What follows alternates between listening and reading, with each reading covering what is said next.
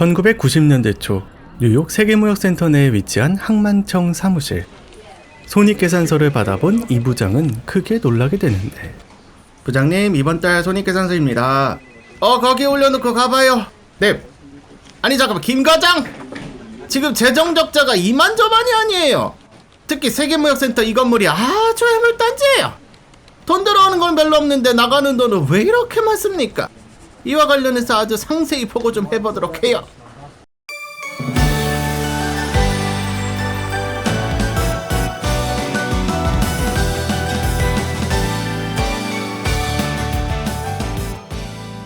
현재 세계무역센터를 임차하고 있는 구성비율을 보면 뉴욕주 정부와 항만청 본부가 주요 임차인인 것을 알 수 있습니다. 이 때문에 상업적 수익 창출에는 한계가 있어 수입이 적을 수밖에 없죠. 정부기관이나 공공기관은 임대료를 저렴하게 책정할 수밖에 없기 때문입니다. 특히 국제무역 관련 기업들의 입주가 부족해 세계무역센터라는 이름값을 충분히 하지 못한다는 지적도 있었습니다.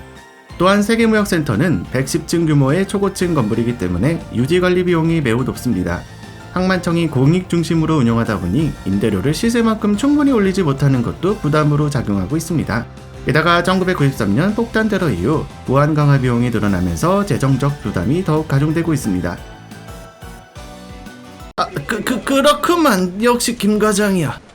그러면 이 건물을 어떻게 하면 좋겠나? 마음 같아서는 확 팔아버리고 싶지만 미국의 상징이니 그럴 수도 없고. 나가야 할 돈은 많은데 이거 큰일이구만. 해결 방안이 하나 있긴 합니다. 건물을 통째로 임대해서 소유권은 저희가 갖고 건물 운영권은 민간에게 넘기는 겁니다.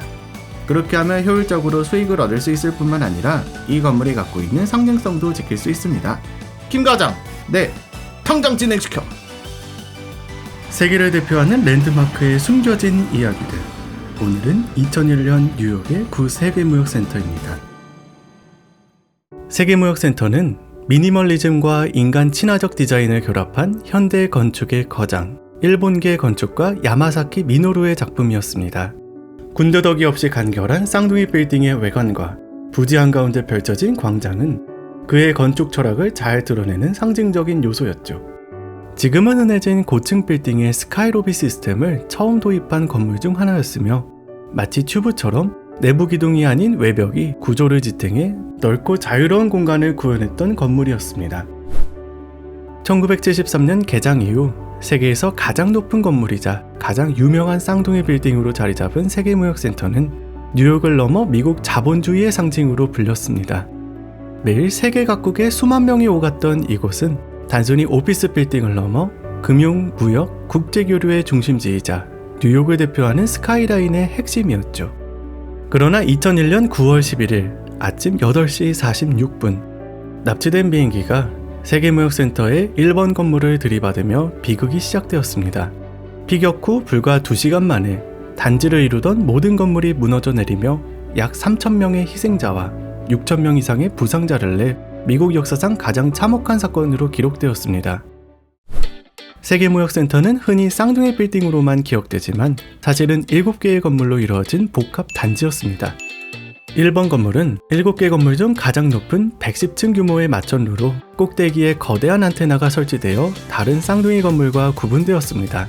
참고로 106층과 107층에는 뉴욕 전경을 감상하며 식사할 수 있는 윈도우즈 온 더 월드라는 레스토랑이 있었는데요.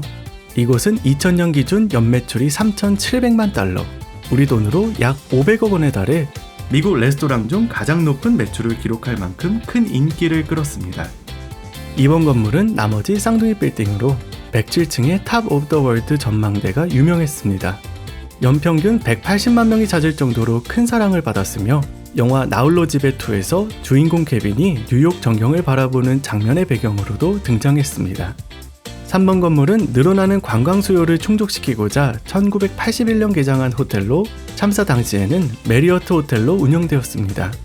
객실 수만 825개에 달했고 참사 당시 대부분의 객실이 차 있었습니다.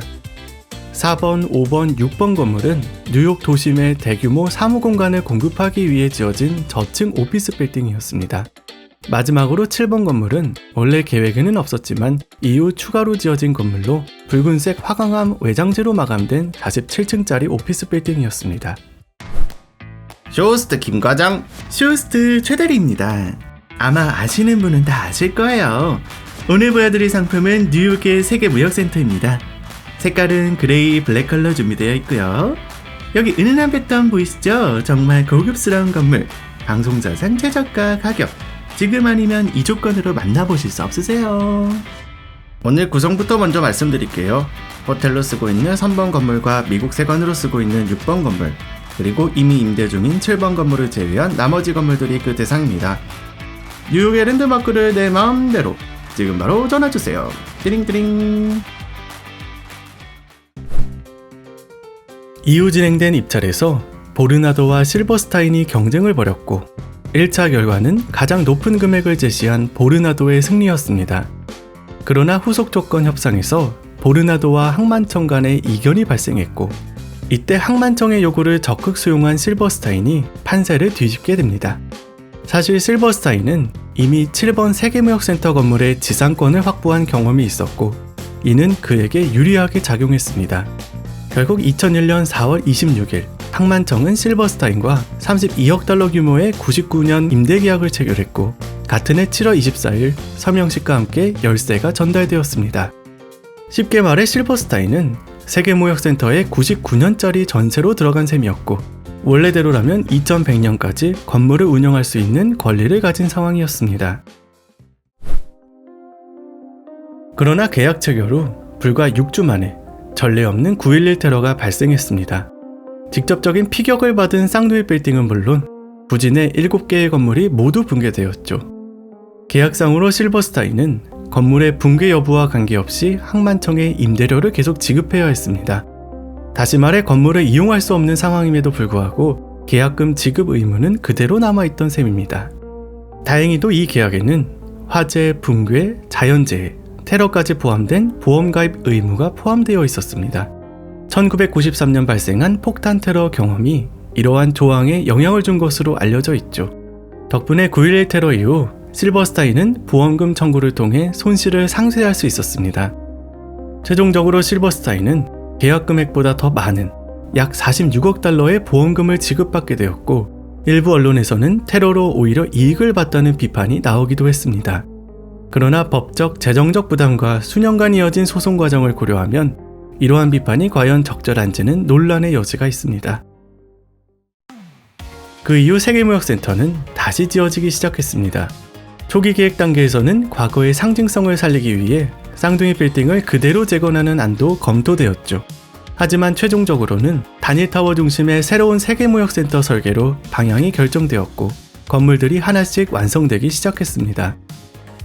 원래 단지가 길을 막고 들어섰던 것과 달리 새로운 세계무역센터 단지는 도시의 교통 흐름을 고려해 그리니치 스트리트가 단지 안을 관통하도록 설계되었습니다.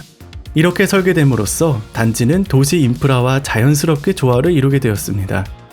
가장 먼저 재건된 건 2006년 완성된 7번 세계무역센터였습니다. 이 건물은 원래 변전소가 있던 부지 위에 세워져 뉴욕의 전력 공급에 중요한 역할을 하고 있었는데 9.11 테러로 인해 전력 공급과 인근 지역 기능이 마비되면서 가장 먼저 복구할 필요가 있었습니다. 또한 쌍둥이 빌딩과 떨어진 위치에 있어 잔해 제거가 비교적 수월했다는 점도 재건 우선순위에 영향을 주었습니다. 붕괴된 세계무역센터 부지에서 그 다음으로 재건된 건물은 2013년에 개장한 4번 건물입니다. 붕괴 이전 4번 건물이 저층 사무용 건물이었던 것과 달리 현대 오피스 수요를 반영하여 높이 300m에 달하는 초고층 건물로 지어졌습니다. 가장 높은 건물이었던 1번 건물은 참사 후 13년 만인 2014년에 개장했습니다. 첨탑을 제외하면 구 세계무역센터 1번 건물과 같은 높이인 417m로 건설되었으며 첨탑을 포함하면 현재 아메리카 대륙에서 가장 높은 건물입니다. 다른 건물이 실버스타인 주도로 건설된 반면 이 건물만큼은 그 상징성으로 인해 항만청 주도로 직접 건설되었습니다. 첨탑을 포함한 높이가 1776피트에 달하는데 이는 미국 독립의 해를 상징하며 자유와 회복의 의미를 담은 상징적 건축물로 자리매김하고 있습니다. 원래 호텔로 사용하던 3번 건물은 호텔이 아닌 사무용 건물로 2018년에 완공되었습니다. 나머지 2번과 5번 건물들은 자금 문제 등으로 아직 완성되지 않은 상태입니다. 참고로 원래 있던 6번 건물은 9.11 테러로 붕괴된 뒤 단독 건물로 재건되지 않고 공공광장과 통로 공간으로 통합되었습니다. 따라서 새로운 세계무역센터 단지 내에는 6번 건물이 존재하지 않습니다. 쌍둥이 빌딩이 있던 자리에는 현재 인공폭포와 9.11 테러 및 1993년 폭탄 테러 희생자들의 이름이 새겨진 명패가 놓여 있습니다. 북미 최대 규모의 인공폭포로 조성된 이곳은 9.11 테러로 수많은 미국인들이 흘린 눈물과 채워지지 않는 빈자리를 상징합니다. 그 옆에는 참사의 현장을 생생히 보여주는 추모관과 박물관이 자리하고 있으며 파괴된 철도와 지하철역을 연결하는 세계무역센터의 교통 허브, 일명 오큘러스는 새의 날개를 펼친 듯한 독특한 디자인으로 새롭게 건설되었습니다. 또한 새로운 세계무역센터 단지에는 붕괴 이전에는 없었던 퍼렐먼 공연예술센터가 들어서 재건의 마지막 퍼즐 조각으로서 뉴욕 금융지구의 문화적 중심 역할을 수행하고 있습니다. 테러로 붕괴된 세계무역센터, 그리고 실버스타인 계약으로 얽힌 복잡한 이야기들까지. 새로운 세계무역센터는 화려하게 부활했지만 붕괴된 자리 위로 오르는 인공폭포처럼 그날의 충격은 지금도 뉴욕의 심장에 여전히 흉터로 남아 있습니다. 테러의 아픔을 딛고 뉴욕의 세계무역센터는 한 걸음씩 새로운 모습으로 재건되어 왔지만 2025년 현재에도 나머지 건물들이 여전히 완성되지 못했다는 사실은 9.11 테러의 여파가 여전히 남아있음을 보여줍니다.